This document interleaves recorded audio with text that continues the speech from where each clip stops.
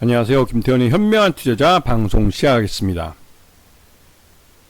본 영상에 다루는 내용은 투자 권유가 아니며 각개인의 투자 판단에 대한 책임을 지지 않습니다. 별도 SNS 채널 가입을 유도하거나 투자 권유 및 유료 리딩 서비스를 홍보하는 불법 사칭 계정에 유의하시기 바랍니다. 자, 오늘은 CJ CGV에 대해서 말씀을 드리겠는데요. 이 업체는 우리나라에서 가장 큰 영화 체인점입니다. 극장 체인점이라고 하죠. 요즘 멀티플렉스라고도 하는데요. 말 그대로 그 극장 하나에 여러 스크린을 한꺼번에 상영을 하면서 이 영화 상영으로 장사를 하는 거죠. 팝콘도 팔고 하면서. 근데 이 CJ CGV는 코로나 시기 동안 극장을 사람들이 찾지 않으면서 굉장히 어려웠습니다. 그러면서 이 극장이라는 게 이제 부동산, 자기 부동산에 직접 극장을 만드는 경우도 있지만 남의 부동산을 빌려서 극장을 그러니까 위탁 운영하는 경우가 있는데, 그럴 경우에는 월세 손실이 장난 아니죠. 근데 그렇게 이제 국내 손해보다가 이제 해외로 진출해서 이 중국이나 베트남 시장 같은 경우, 터키 시장 같은 경우 말 그대로 이제 특히 이제 터키와 베트남은 시장 점유율 1위를 차지할 만큼 안정적으로 이제 자리를 잡아가고 있는 모습이기도 한데요. 근데 전반적으로 지금 CJ CGV는 그 지난 코로나 팬데믹 때 그 손실 위험을 아직도 떠안고 있으면서 유상증자를 통해서 자본을 확충했지만 여전히 수익성은 좀 의문이 들고 있는 상황입니다. 그도 그럴 게 코로나 시기에 계속 영화 관람료를 올려놔가지고 실제로 영화 극장을 찾을 수 있는 사람이 점점 줄어들고 있죠. 왜냐면 이 한번 그 극장을 찾아서 영화를 보는데 사용하는, 그러니까 내일 돈을 가지면 그냥 OTT를 한 달 동안 볼 수 있기 때문에 굳이 그 영화 한 편 때문에 극장을 찾을 만한 동의를 못 느끼는 겁니다. 워낙 비싸기 때문에. 이게 평일날도 15,000원인가 그런다고 하니까, 예전에 한 8,000원, 9,000원 정도 했던 기억이 나는데 이게 15,000원까지 올라가 버리고, 또 팝콘이나 이런 게 기본 5, 6,000원씩까지 올라가 버리고 하니까 한번 극장 나들이를 하면 4인 가족 기준으로 봤을 때 한 10만원 돈 깨지는 겁니다. 그러니까 실제로 좀 부담이 느낄 수밖에 없는 거죠. 극장을 한번 찾는다는 게. 자, 지금 CJ CGV는 그러한 그 코로나 때 이런 위기가 여전히 그 재무제표에 남아 있습니다. 지난 3분기까지 보면 부채 총계는 2조 9천억에서 3조 2천억으로 그 계속 부채가 늘고 있고, 그다음에 자본 총계를 지금 2,612억에서 8,269억으로 급증을 시켰는데도 불구하고 부채 비율은 1123%에서 393%로 많이 줄었다고 했지만 여전히 높은 편이죠. 그러다 보니 이 자기가 돈을 벌어서 흑자를 내서 이거를 이 부채를 줄여가지고 부채 비율을 줄여야 되는데 실제로 흑자를 내지는 못하고 있는 상황이기도 합니다. 그래서 지금 지난해 3분기까지 보면 입장료 수입이 전체 매출액의 50% 반을 차지합니다. 그 말 뜻은 극장을 많이 찾아야 이 입장료 수입이 늘어나고, 입장료 수입이 늘어나야 전체적으로 수익성이 개선될 수 있는 가능성이 있다는 것이죠. 자, 그리고 지난해 실적을 보면 매출 예언 1조 9천억으로 컸지만 또 영업이익도 759억으로 늘어났지만 당기 순손실은 1737억으로 늘어나 버렸죠. 이것도 그 부채가 높고 하다 보니, 또 말은 이제 CJ 올리브 네트워크스를 편입하면서 거기에 들어가는 비용 때문에 손익이 나빠졌다라고 얘기를 합니다. 그렇게 해서 실적이 좋아야 되는데 1분기 때 한번 기대해 볼 만하지만 1분기 때 성공한 영화가 기억이 안 나는 것 같습니다. 오히려 작년 12월 달 있었던 윤석열 이 계엄 때문에 전반적으로 지난해 4분기 장사를 망쳐버린 그런 느낌이죠. 그리고 그런 연장성상에서 지금 1분기 실적이 나올 예정입니다.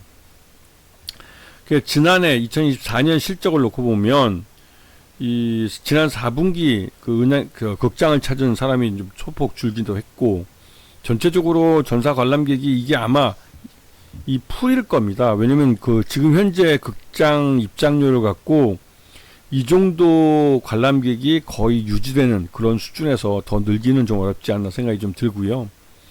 그러니까 매출도 지금 1조 9천억, 2조 원 정도, 2조 원 거의 육박해서 횡보할 가능성이 큽니다. 그 영업이익도 759억이면 영업이익률 자체가 굉장히 낮은 것이죠. 자, 지금 CJ CGV를 지금 지배구조를 보게 되면 멀티플렉스 사업 중에서 이 베트남과 터키는 시장 점유율 1등입니다. 그리고 중국 같은 경우는 4등이죠.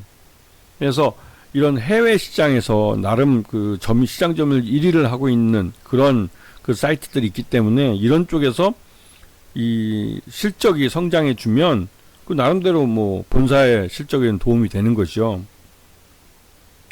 자, 그리고 CJ 최대주주인데 이쪽이 전체 지분의 50.90%를 갖고 있습니다. 최대주 지분이 높기 때문에 이 CJ CGV는 흑자가 나면 곧바로 배당도 고배당을 할 가능성이 높은 그런 종목이기도 하죠. 자, 그래서 이 CJ CGV는 앞에서 말씀드렸지만 이 입장권 수입이 전체 매출액의 50%입니다.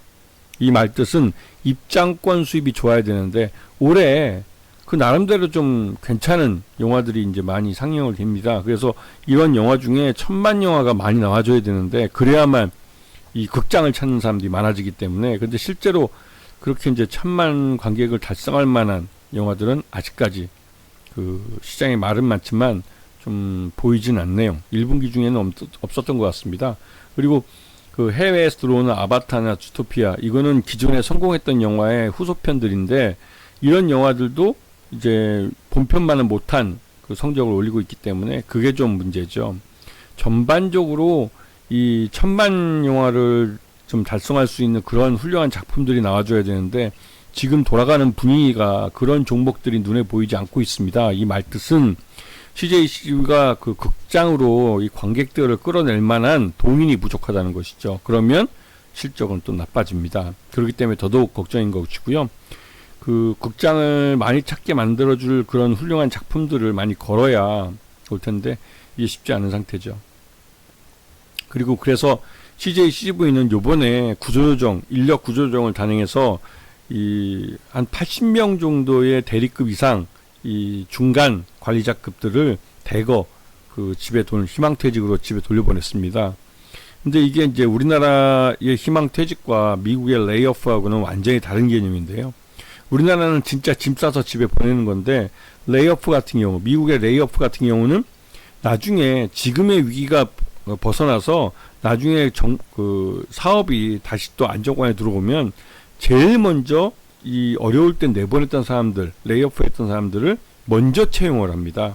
즉 신입사원을 뽑는 게 아니라 기존의 경력 직원들을 뽑아서 그 사람들이 다시 직장에 나올 수 있도록 해주는 것이죠. 이게 미국의 레이오프와 우리나라의 그 희망퇴직하고 이 차이점이죠.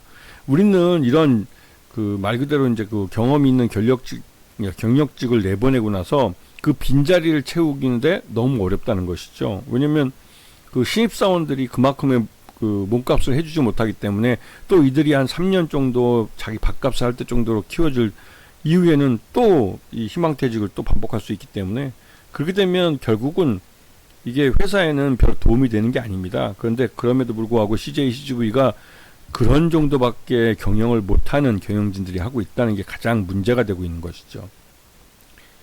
지금 보시게 되면 CJ CGV는 지난번 그 CJ 그 모기업이 증자를 해주면서 주가가 많이 이제 망하기 직전에서 이제 많이 살아났다고 판단이 돼서 한 7,000원대까지 올랐습니다. 7,430원을 찍었다가 그 이후에 다시 또 흘러내렸죠.